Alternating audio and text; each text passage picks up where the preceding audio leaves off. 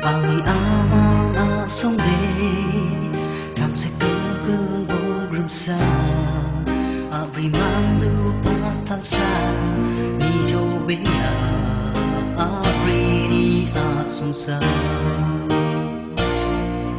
Songdong acha uno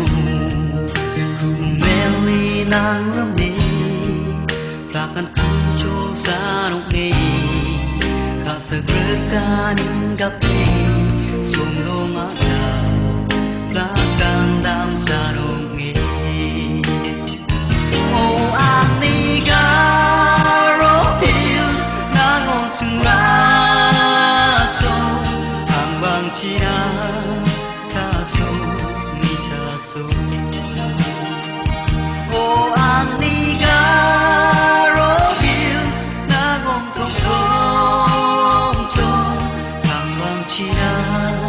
Chaso ni chaso Kecak lemak di barang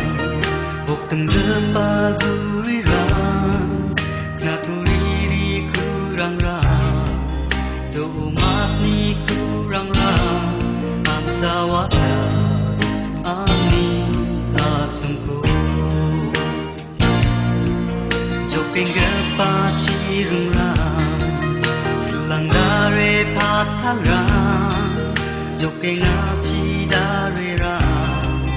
Untuk meja pau-rang Ito ati asungko uarang